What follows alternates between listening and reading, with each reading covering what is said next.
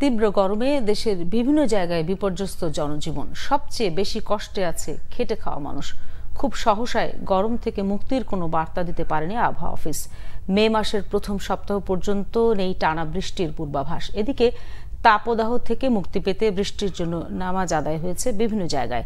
হিটস্ট্রোকে আজও একজনের মৃত্যু হয়েছে। বিস্তারিত দেখুন ডেস্ক রিপোর্টে। সারা দেশে বয়ে যাচ্ছে তীব্র তাপ প্রবাহ।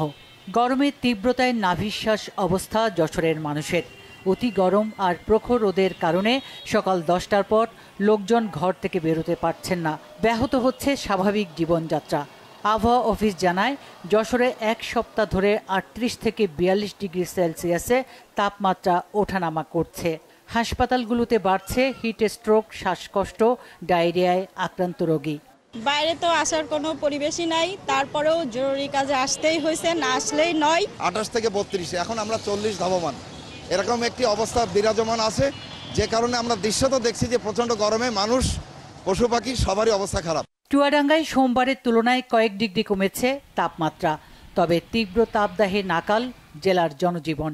মঙ্গলবার বিকেল 3টায় জেলার সর্বোচ্চ তাপমাত্রা রেকর্ড হয়েছে 39.6 ডিগ্রি সেলসিয়াস।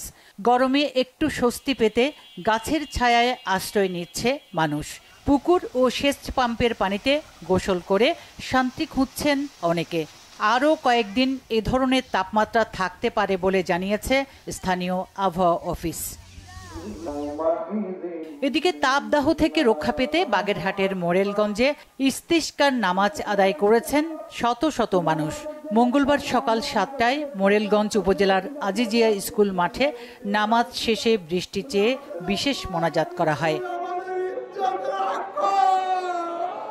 বৃষ্টির প্রার্থনায় নামাজ হয়েছে চুয়াডাঙ্গায়ও। শহরের টাউন ফুটবল মাঠে বৃষ্টি চেয়ে আল্লাহর দরবারে প্রার্থনা জানানো হয়।